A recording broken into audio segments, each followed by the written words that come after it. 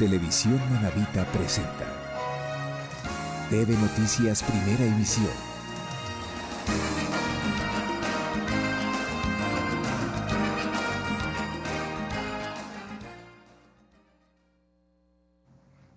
Amigos, buenos días. Gracias por acompañarnos en esta nuestra primera edición de noticias en la que, como todos los días, los mantendremos actualizados sobre las cifras, sobre las acciones, sobre el desarrollo del coronavirus en nuestro país y nuestra provincia. Finalmente, el COE Nacional reveló las cifras actualizadas sobre la incidencia del coronavirus en Ecuador. El país ya bordea los 4.000 casos y las 400 muertes entre confirmados y casos en sospecha. Son ya más de 3.995 casos confirmados, 220 fallecidos y otros 182 muertos sospechosos. Hay 146 personas hospitalizadas con pronóstico reservado y 140 fueron dadas de alta. Ahí tenemos precisamente estos números a los cuales hacíamos mención, números que realmente preocupan por la cantidad de personas que están con este virus, por la cantidad de fallecimientos y cómo esta curva sigue en modo ascendente cada vez más. El ministro de Salud, Juan Carlos Ceballos, hizo público un acto de corrupción cometido por un funcionario de esta cartera de Estado que ya fue separado y a quien además se le seguirá una demanda penal. Quiero ser muy frontal en que no permitiremos hechos de corrupción en el país. Menos en la actual crisis humanitaria que enfrentamos, es inconcebible que un mal elemento del Ministerio de Salud Pública haya pretendido lucrar con el dolor de nuestra gente. Lucrar con nuestra gente al pedir dinero a las familias de las personas fallecidas en uno de los centros hospitalarios a cambio de entregar los cuerpos de las víctimas. Vergonzoso, indignante, intolerable. He dispuesto la inmediata destitución de este individuo y el inicio de las acciones legales pertinentes para que este caso no quede en la impunidad. Exhorto a la ciudadanía, a ustedes, para que sigan denunciando las irregularidades, sin temor alguno. Y Manabí sobrepasó el centenar de contagios por coronavirus. El último reporte reveló que son 115 los casos confirmados, 8 muertos oficiales y 15 en el caso de las sospechas. Son 13 cantones que registran contagiados. Las ciudades con mayor registro son Manta y Puerto Viejo con 40 casos cada uno, Jipijapa con 11, Chone y El Carmen con 6 cada uno, Montecristi, Jaramijó, Bolívar y Rocafuerte con 2 casos. 24 de mayo y Pichincha, además de Santa Ana, con 1 caso cada uno, igual que el Cantón Sucre.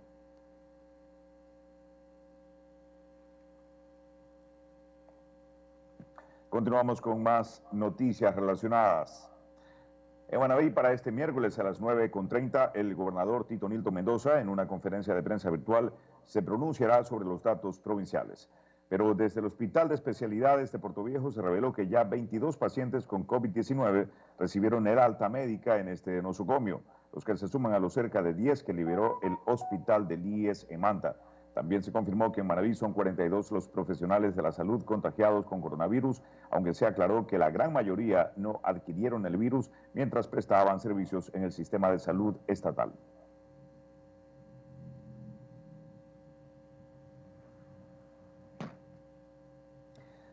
La justicia de Ecuador condenó en ausencia este día martes al expresidente Rafael Correa a 8 años de prisión por corrupción y le impuso una inhabilitación que podría representar su muerte política. Condena de prisión para Rafael Correa. La Fiscalía de Ecuador condenó el martes al expresidente a 8 años de cárcel por corrupción y le impuso una inhabilitación para ejercer cargos públicos por 25 años. El exmandatario, radicado en Bélgica, afronta una orden de prisión más por otro juicio en marcha. El expresidente fue sentenciado junto a otras 17 personas por un esquema de corrupción durante su gobierno. Según la Fiscalía, Correa y varios de sus excolaboradores recibieron sobornos de empresas a cambio de contratos, entre ellas la constructora brasileña Odebrecht. Correa cuestionó en Twitter el fallo de primera instancia que podrá ser apelado. El exmandatario enfrenta varios procesos en Ecuador, mismos que atribuye a una persecución política del gobernante Lenín Moreno, Su exaliado y exvicepresidente con complicidad de jueces. Y adoptó el programa.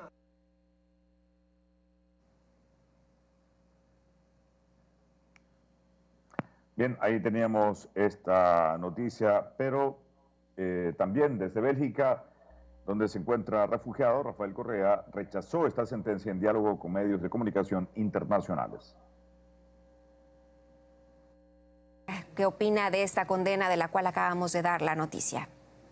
Bueno, lo esperábamos, ¿no? Yo tengo 31 juicios penales, están desesperados por condenarme por algo para que no me pueda inscribir en las próximas elecciones. Ese es el objetivo.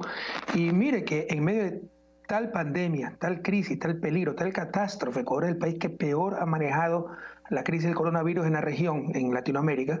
Los muertos están insepultos en las calles, están prohibidas las reuniones, hacen esta audiencia contraviniendo sus propias órdenes para condenarnos, ¿no? Y realmente pues es un caso que en un Estado de Derecho sería absolutamente imposible. Ahí no existen sobornos y peor que yo haya participado sabido de algún ilícito.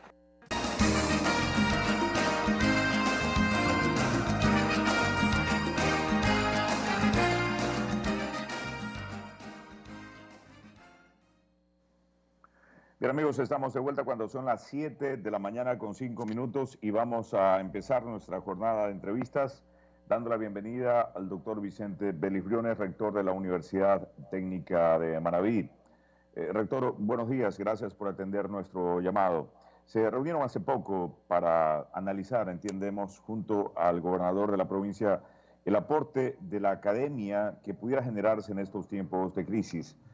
¿Cómo la Universidad Técnica de Manabí contribuye en este sentido? Buenos días, licenciado, y buenos días, amigos y amigas de Manabí. Sí, efectivamente, el día lunes en la mañana mantuvimos una reunión, la modalidad que está, que todos la empezamos a usar ahora, es la modalidad virtual. Nos pudimos reunir casi todos los rectores de las universidades de Manabí. Y creo que los resultados fueron muy interesantes.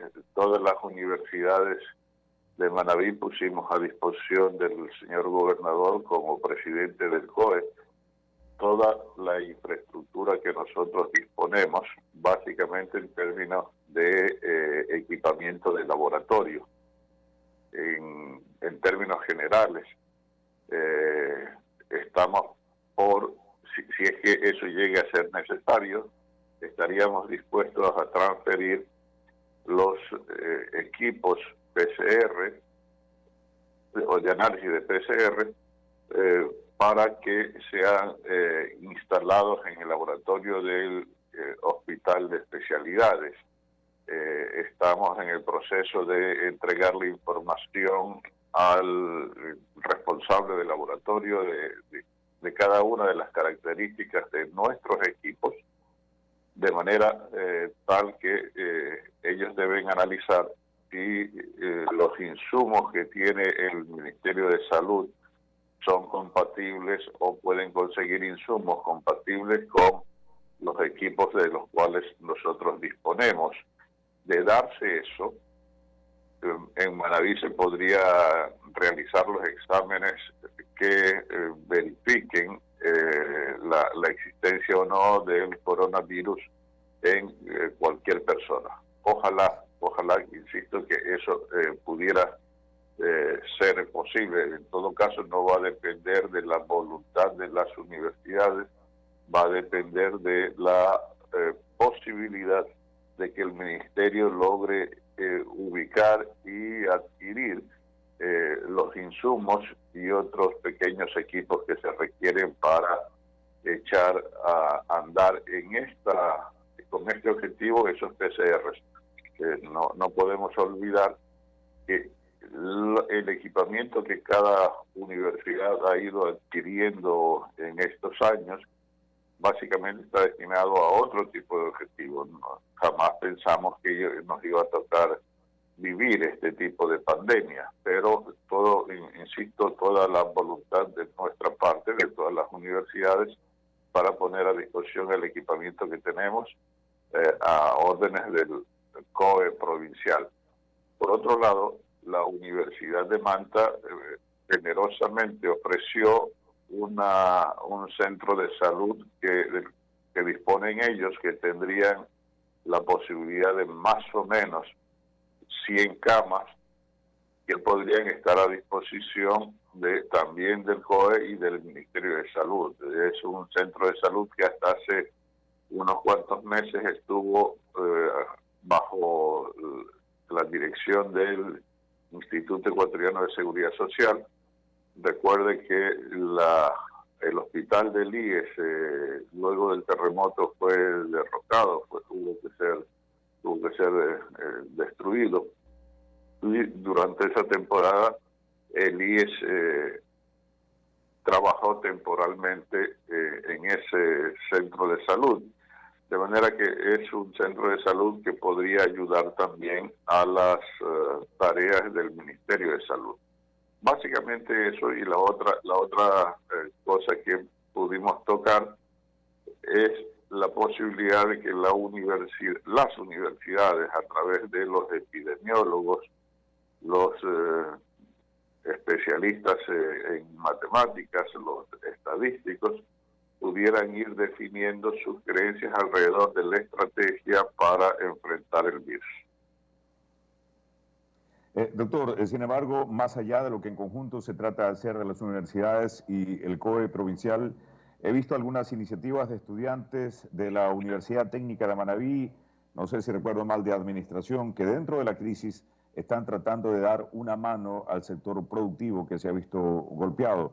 ¿Hay otras áreas que también se involucran en este sentido?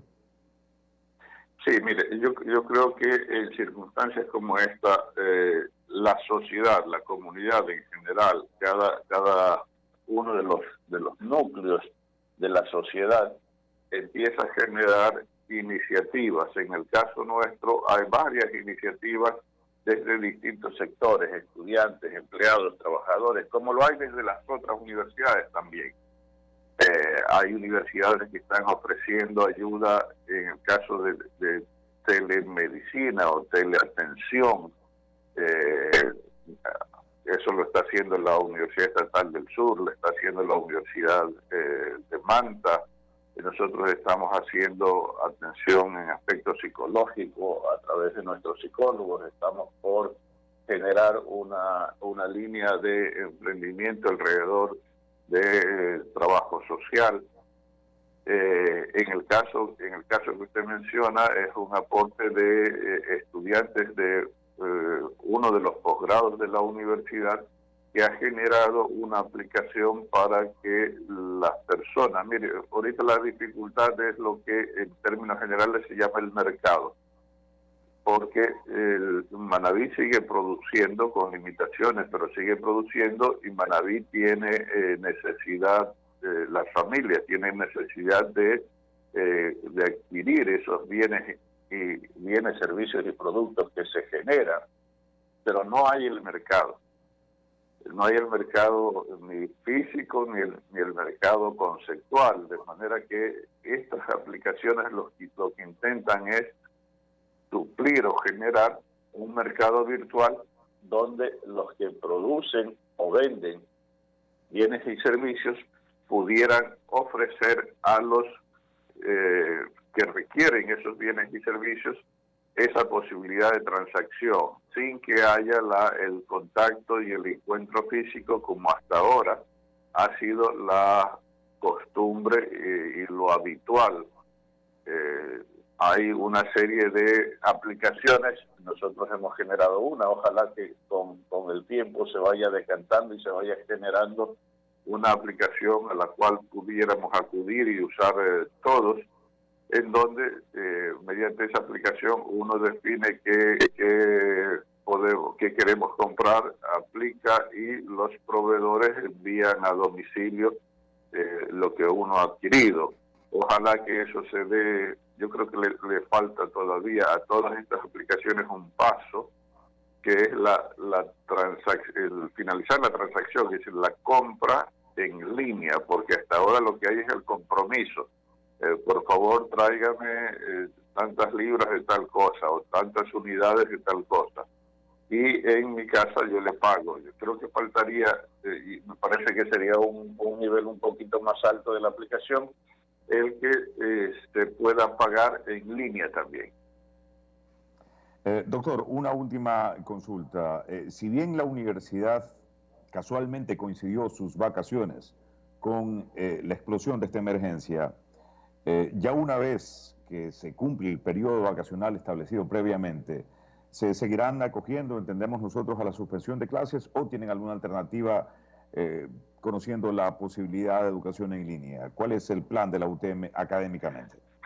Mire, nosotros desde hace ya varias semanas, a pesar de que estábamos en vacaciones, hemos tenido un trabajo muy intenso, los directivos y los profesores, evaluando el sistema, qué método vamos o con qué método vamos a poder continuar llevando adelante las clases y la tarea de impartir docencia, de manera que en principio habría 4 versiones y las estamos discutiendo, estamos decantándonos ya por 2 o 3. Mire, es posible que nosotros generemos clases en modalidad virtual en línea, o lo que se conoce también entre los técnicos como virtual sincrónica. Es donde usted se conecta en tiempo real y tiene una relación directa con su profesor, como lo estamos haciendo nosotros en este caso. La otra modalidad es la virtual asincrónica. Es como que usted me hubiera hecho las preguntas, yo se las hubiera respondido ayer y hoy usted presentaría el audio. Es decir, no es al mismo tiempo, no es simultáneamente la interrelación entre profesor y estudiante. Esa es la siguiente modalidad, ambas virtuales, sincrónica y asincrónica. La otra modalidad es una versión de a distancia, que en algunos países se llama por encuentro. La universidad envía o hay un primer encuentro donde entrega documentos, lo que se tiene que estudiar, y cada 2 o 3 semanas hay un nuevo encuentro entre profesores y estudiantes y se va avanzando. Los estudiantes plantean dificultades, los profesores resuelven esas dificultades y se va avanzando. Entonces es una versión de modalidad de distancia, y la presencial que parecería que no la vamos a poder usar en un buen tiempo.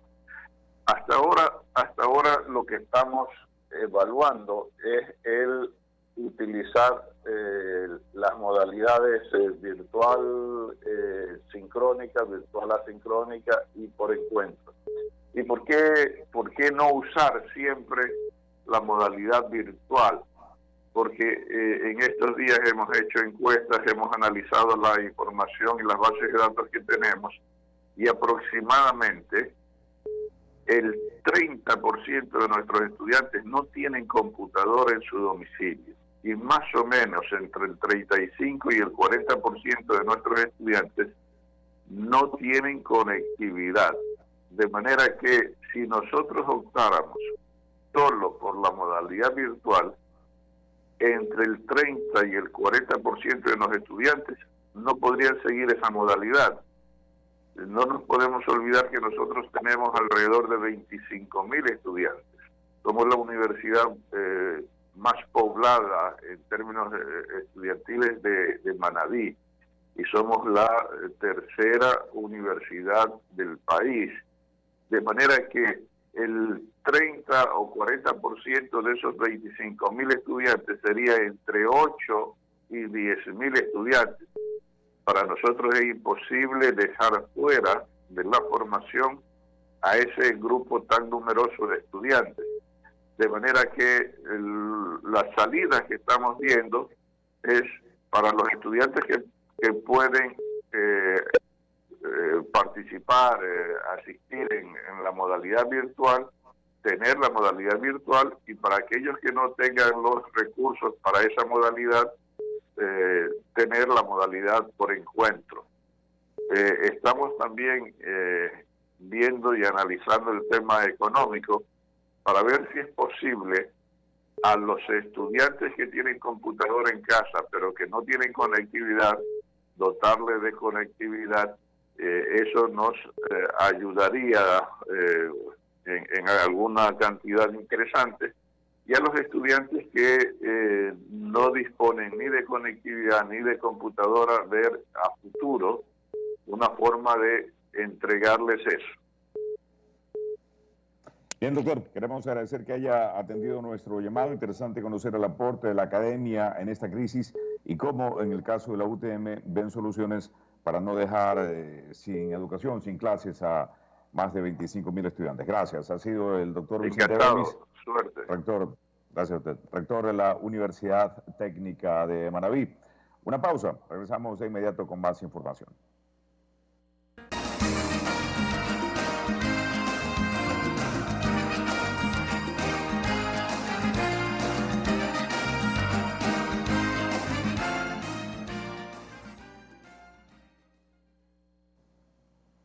Bien, amigos, estamos una vez más con ustedes. Son las 7:25. Vamos a conversar ahora con el doctor Adrián Hernán Cedeño, el ex coordinador zonal 4 de la Defensoría del Pueblo. Adrián, buenos días, gracias por atender nuestra llamada. ¿Qué acciones están desarrollando como Defensoría del Pueblo zonal 4 a propósito de la emergencia que estamos viviendo? Buenos días, estimado Nixon Moreira, y amable audiencia de este prestigioso canal como es Televisión Manabí. Sobre las acciones que estamos desarrollando desde la Delegación Provincial de Manabí, hemos tenido eco en diferentes medios de comunicación sobre los pronunciamientos que ha emitido el doctor Freddy Carolín Triago, su Secretaría de Defensa del Pueblo, en varios temas. Bajo esta línea de acción, hemos estado exigiendo al Estado que se priorice la protección del personal sanitario durante la emergencia, el derecho a la vida, la salud, movilidad humana, vivienda, la provisión de servicios básicos, entre los cuales tenemos el agua potable, la luz eléctrica, la telefonía fija y móvil, el uso del sistema financiero, así como a las presuntas violaciones que se han dado en el tema de garantías laborales y algunos abusos en el ejercicio de la autoridad por parte de los servidores públicos.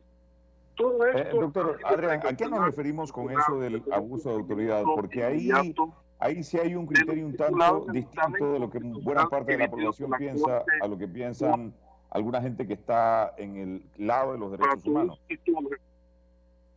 En la Defensoría del Pueblo de Manabí ha realizado también exhortos a los arrendatarios con espíritu solidario respecto a evitar desalojos de sus viviendas, por lo cual se ha coordinado mediante acción articulada por el comandante de la Policía Nacional para que esta misiva sea transmitida a su personal misional, es decir, a los agentes del orden también, para que tengan en cuenta esos procedimientos cotidianos. Hemos hecho intervención inminente cuando hemos considerado un grave daño irreplazable en relación a nuestras competencias.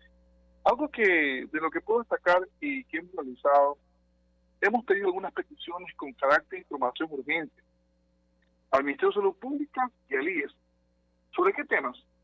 Sobre saber a ciencia cierta, pedir una cuantificación de cuántas personas han sido atendidas, recuperadas, con qué pronóstico y han fallecido por casos positivos del COVID.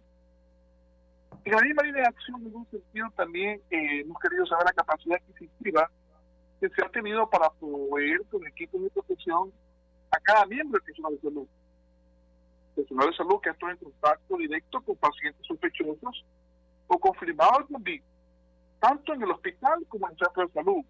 También hemos requerido establecer con ciencia cierta la cantidad de camas disponibles, respiradores artificiales funcionales y tanques de oxígeno que poseen para pacientes con infecciones respiratorias. Todo esto con la finalidad de controlar la vida de las personas que están siendo atendidas por los instituciones de salud.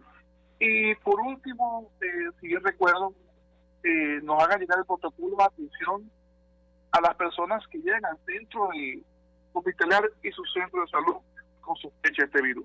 Algo que se me olvidaba, también en base a lo que hemos monitoreado de los medios de comunicación, hemos pedido que se nos haga conocer, y es posible, es algo que expediente administrativo, porque se ha conocido por medios mediáticos de que específicamente en el hospital Benito Valda no se le permitió el acceso a un ciudadano a quien falleció. Entonces, en este evento existe responsabilidad administrativa y presuntamente podría encontrarse responsabilidades penales que la competencia la tiene la Fiscalía Provincial de Manabí, afecto de tutelar el derecho a la salud y a la vida. Adrián, yo le preguntaba hace poco, si bien es importante conocer todos estos otros detalles, cuando se refiere usted a abuso de la autoridad en esta época, ¿nos referimos a qué? Y le pregunto por qué. Porque al parecer hay criterios divididos entre lo que la gran mayoría de la población piensa como una reprimenda necesaria al vago irresponsable que sale fuera de horarios, a lo que consideran derechos humanos, o al menos un factor de estos, una facción de esto, en que el cortarle al pelo, o hacerlo zapitos, o hacerlo cortar monte, lo consideran como el peor atropello al derecho humano. ¿A qué nos referimos exactamente? Sí, estimado amigo, si bien es cierto, los agentes del orden, o en este caso los policías o militares, en el ejercicio de sus funciones, tienen que hacer un uso colectivo de la fuerza. Todo esto en armonía con los que establecen los principios constitucionales y los tratados de comercio internacional. Es decir, hacer su trabajo sin afectar la integridad personal de ningún ciudadano. Tratarlo de una manera uniforme. Es una relación a principios de igualdad formal. No es que solo un grupo de personas, ya sea por su condición económica, condición de estrato social, se le aplica un castigo riguroso, y a otras personas se pretenda solamente hacer un debate. Entonces, en ese sentido, tenemos que tener en cuenta el principio de humanización, tenemos que tener en cuenta la normativa y jerarquía constitucional y lo que establece nuestra normativa y los convenios internacionales que hemos firmado al respecto. Si bien es cierto, han salido con la finalidad de cautelar y no permitir que esta pandemia siga avanzando, tienen que tomar las medidas precautorias teniendo en cuenta el respeto de la vida humana. Adrián, ¿se dio cuenta? Yo no sé si evidenciaron ustedes la avalancha de apoyo que recibieron las Fuerzas Armadas por parte de toda la población ecuatoriana, o al menos de un 95%, a raíz de los señalamientos que tuvieron cuando se dieron estos episodios. ¿No significa eso que la gente está más preocupada de su integridad, de su vida, de su salud, que al parecer a cierta gente no le importa, que de lo sensible que pudiera resultar un tipo irresponsable a quien le cortan el pelo? Si bien es cierto, no se puede hacer un uso efectivo del derecho, todos los derechos tienen la misma prioridad y tiene que hacer, igual en este caso, que prestar una acción en la vulneración del derecho tutelado o violado. Pero desde nuestra postura, si bien es cierto, puede ser un poco incómodo, ya que en relación a las atribuciones que tenemos que estar vigilantes, garantes. Puede que en muchos casos se aplauda la labor de los elementos del orden, sean policías o agentes de las Fuerzas Armadas, pero sí se le ha hecho llamado a aspectos de que tengan en cuenta estos exhortos que hemos realizado de una manera muy afable, muy responsable, también respetando la dignidad humana de todos los ciudadanos.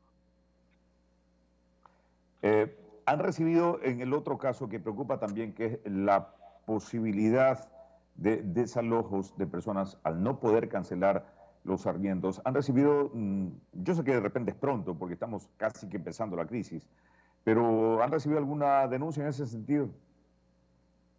Sobre los desalojos, sí, mi estimado. Hemos tenido en relación a la provincia de Manabí bastante denuncias en el cantón de Manta.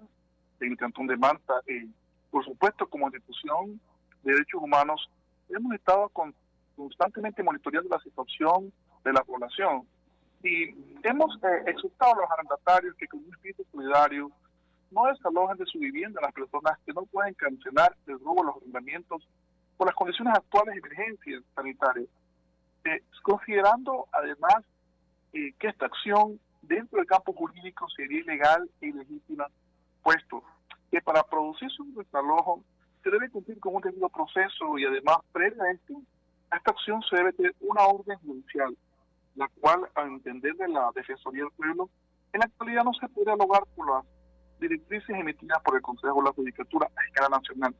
Si bien es cierto, es un tema netamente de los dueños de la vivienda, se le ha requerido una flexibilidad de los pagos y se ha coordinado articuladamente con la Policía Nacional para que se haga conocer a los agentes del orden que están con el esfera. Bien, Adrián, quiero agradecer su atención. Muy importante conocer el trabajo de los derechos humanos, sobre todo en esta época cuando tienden a ser vulnerados. Obviamente, en la gran mayoría de los casos nos referimos a los casos reales, y me va a disculpar, pero que hayan hecho un escándalo porque a esos vagos le cortaron el pelo, me pareció un desgaste innecesario de su parte, Adrián.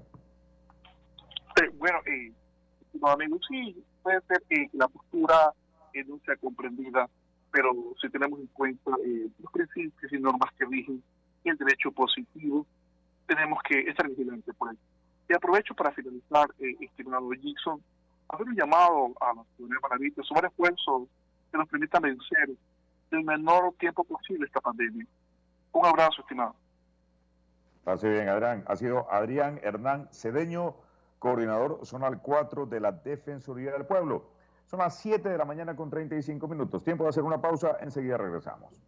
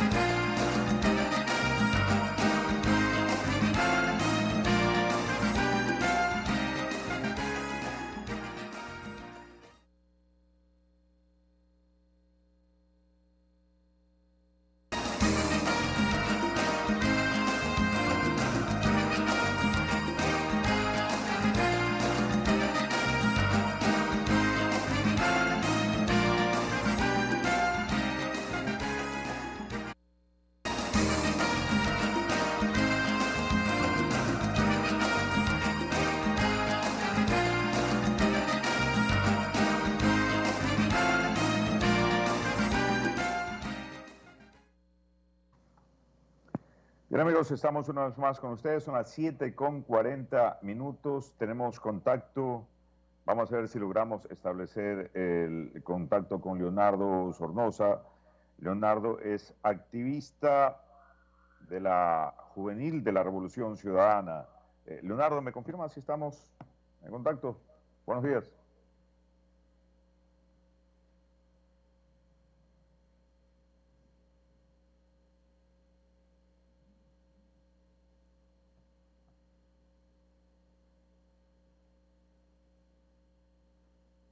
Bueno, nos confirman si estamos en contacto con Leonardo, precisamente sobre lo que fue la declaratoria. Bueno, perdimos momentáneamente la señal.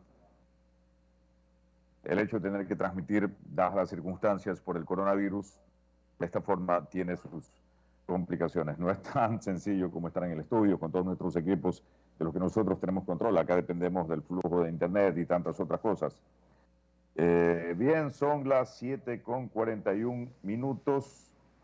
Nos confirman, por favor, si podemos establecer contacto con Leonardo Sornosa. Como les decíamos, él es activista juvenil de la Revolución Ciudadana.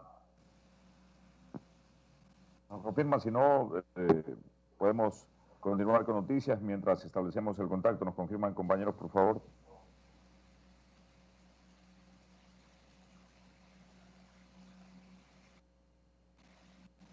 Pero vamos a, como les decíamos, también tenemos noticias importantes que compartir con ustedes. 29 personas detenidas es el registro en Manta del inicio de los operativos conjuntos intensivos entre las Fuerzas Armadas, Policía y demás órganos de control para exigir el respeto al toque de queda. Nuestra compañera Tatiana Toala nos tiene a continuación un informe. Que sepulten a fallecidos con casos de coronavirus es la preocupación de los habitantes del barrio Perpetuo Socorro debido a la cercanía con el cementerio general. Nosotros estamos de acuerdo que las personas que tienen su bóveda y se murieron por una enfermedad tienen derecho de ser sepultados allí, ¿no?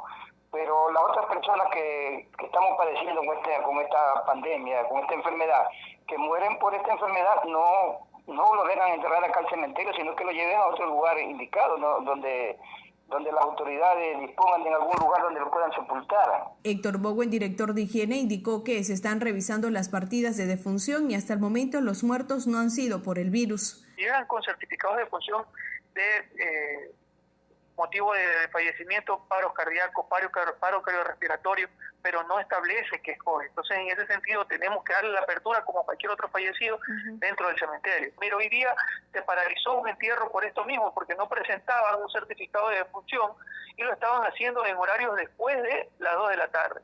Además, aclaró que quienes hayan fallecido a causa de la pandemia podrán ser enterrados bajo tierra y en Manta hay un solo cementerio disponible para esto. En este momento tenemos capacidad para sepultar o para enterrar, sí, dentro de uno de los cementerios que es el cementerio de Eloy Alfaro. Tenemos espacio, tenemos área para hacerlo. Además, ya se analiza un plan de contingencia para disponer de un espacio municipal en caso de que las cifras de muertos se eleve. Desde Manta, provincia de Manabí, Tatiana Villagreses, Televisión Manabita. Bien, estamos con ustedes cuando son las 7:24. Ahora sí estamos ya en contacto con Leonardo Sornosa, como les comentábamos. Leonardo, el día de ayer se dio sentencia en el caso Sobornos al expresidente, a Jorge Glass, a otros funcionarios y a empresarios que habrían estado involucrados en esta trama. ¿Qué criterio le merece? Hizo un abrazo a toda la ciudadanía. Usted trae algo muy interesante que me llama la atención. Primero, la sentencia llama mucho la atención en medio de que da la sentencia. Hay un sinnúmero de casos, aún en la plena emergencia sanitaria, esperan sacar la sentencia, aún en este caso que es Rafael Correa Delgado y a Jorge Glass y otras personas más, algunas otras, inclusive una asambleísta, etc. Porque ¿cuál es el objetivo de la sentencia?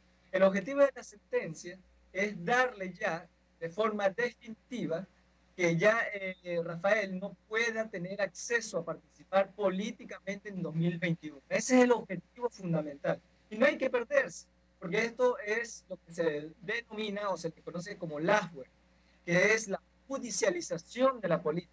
Traducido en cristiano, es de que ciertos gobiernos que apoyan a las élites, que apoyan a los empresarios, a los banqueros, etcétera, prefieren perseguir a los políticos que sean de izquierda, que sean progresistas, que crean en la inversión pública, que crean en los derechos, etcétera, a nivel latinoamericano. Y vemos el caso de Lula en Brasil, vemos el caso de Cristina Fernández de Kirchner en Argentina, Evo en Bolivia, y aquí, ¿por qué no? Rafael Correa, Jorge Glass, etcétera. Es decir, Leonardo, según lo que usted me dice, todos estos mandatarios de otros países son inocentes, angelitos, no hicieron nada, la maldad de los enemigos políticos es que los llevó a juicio, más o menos.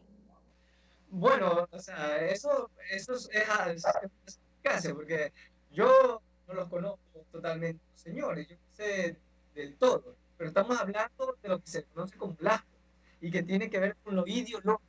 Ojo con esto. El señor Evo Morales, a él lo sacan justamente que no era inconstitucional su función, etcétera, pero veamos cómo está Bolivia.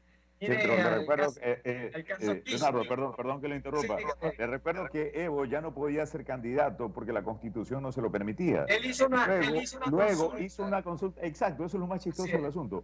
Porque él hizo una consulta para poder reelegirse. Consulta en la que el pueblo le dijo no. Y cuando se dieron cuenta de que el resultado no era en el que esperaban, sus propias gente... Oiga, escúcheme, estimado, es que más allá, escúcheme lo que le digo, más allá de cada caso particular, estamos hablando de una sola línea de persecución, es decir, se utiliza, escuchen, no vayamos por la rama, se utiliza la justicia como instrumento de persecución mediática. Leonardo, y aterrizando al caso de nosotros, en este caso, bueno, yo creo que ni usted ni yo vamos a decir quién es inocente o culpable, más allá de que nuestra percepción personal lo estime, sino los entes de control, que en este caso es la justicia. Y dentro de todo ese tiempo que llevó este proceso, se escucharon versiones de gente que era muy cercana al expresidente Correa. ¿Significa que esta gente también estuvo Pamela Martínez era asesora presidencial, obviamente que era cercana, pero ¿cuál era la evidencia? Supuestamente era un cuaderno que había encontrado detrás un poco más detrás de la chimenea, le hacen la broma de Hello Kitty, porque parece un diario.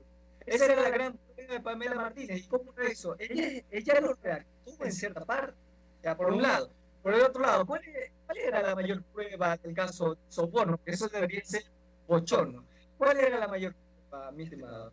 Era el hecho de que un cheque de $6,000, supuestamente la gran prueba, en la que Rafael tenía factura, tenía demostrado que era un préstamo en el que cualquier servidor público, no solamente el presidente, cualquier servidor público podía acceder a ese préstamo, tenía las facturas, etc. E inclusive había dado su cuenta de banco. O sea, hasta dónde llega la mediocridad de tratar de embarrarlo. Y ojo con esto, ante la noche se había dado unos documentos, unos correos entre la secretaria y un XYZ juez, y cambiaron todo la trama, toda la sentencia. ¿Por qué? Porque ya se le había afectado la información, y ahora ya no importa, el cuaderno de Pamela Martínez no importa, el préstamo ya no importa, eso ya no importa ahorita. Revisa la sentencia.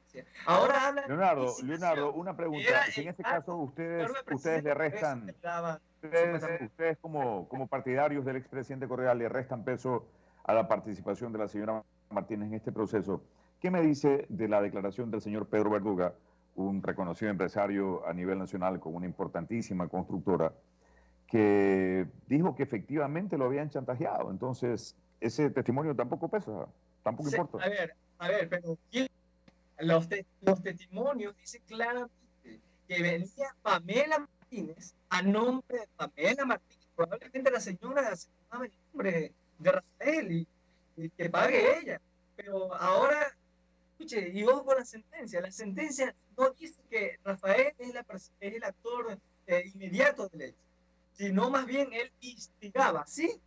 Creo que el segundo artículo de la sentencia, en la que él supuestamente instigaba. Esa es la figura que tiene legal frente a este caso. Esa es la sentencia que se le da, instigación. Es decir, que él instigaba a sus funcionarios a ir a pedir plata.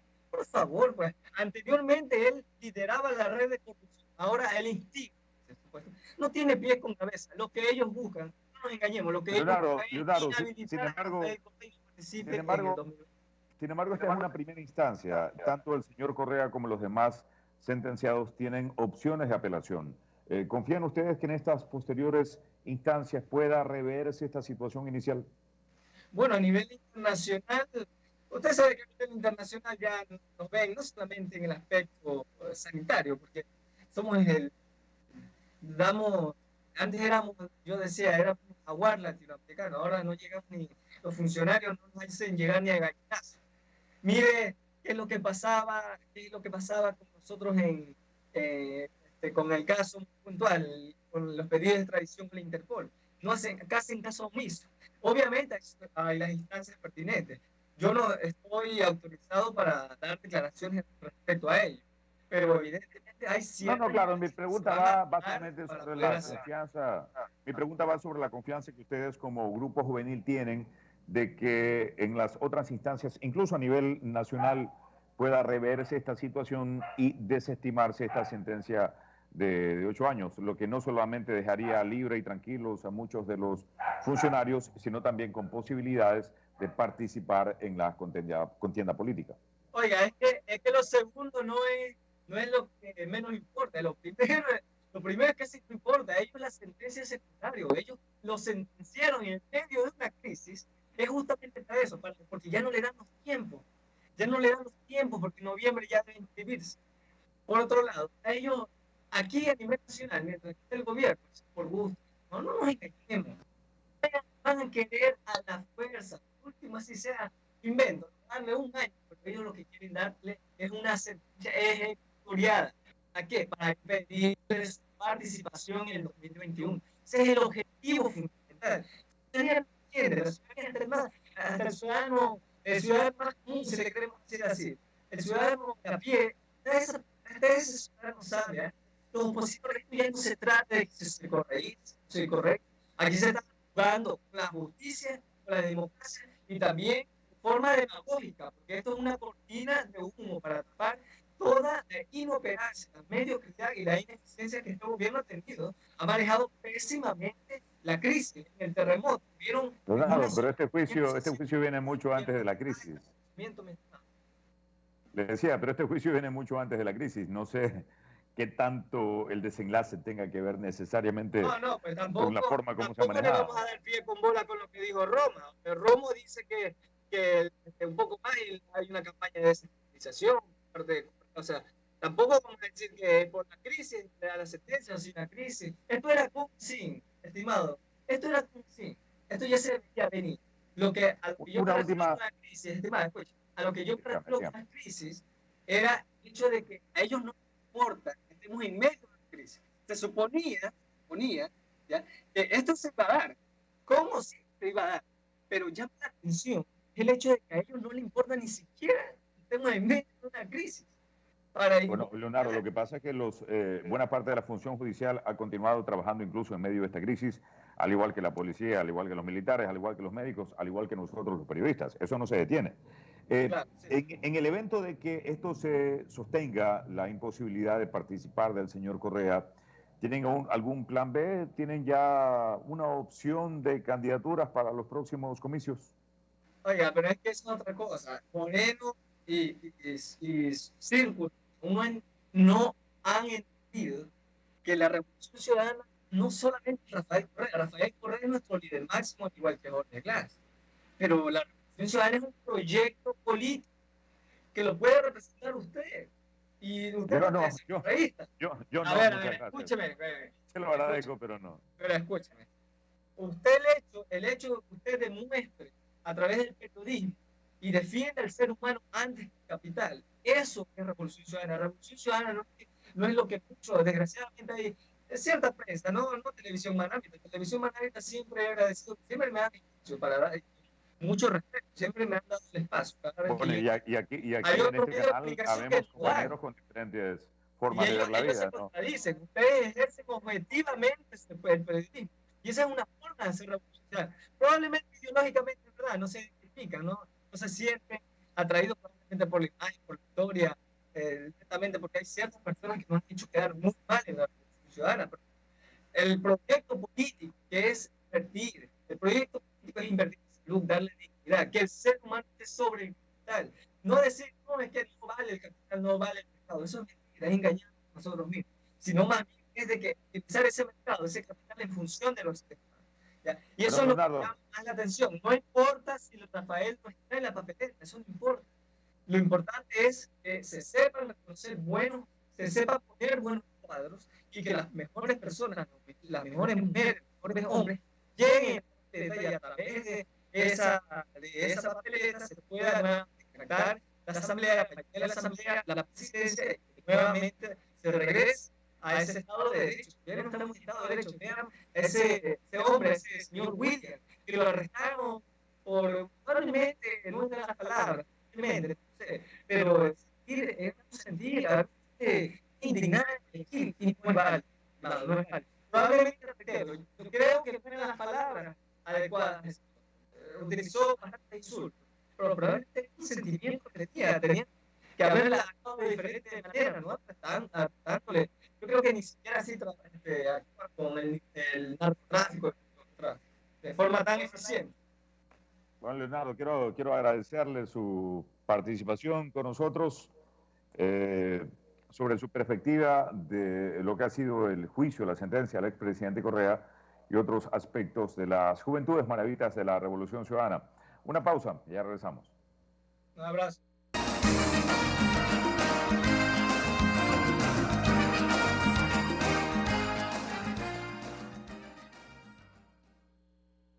Bien, amigos, llegamos al final de esta entrega informativa. Como siempre, un gusto verlos acompañados. Son las 8 en punto en la mañana. Viene Tribuna Libre. Recuerden, no salgan de casa.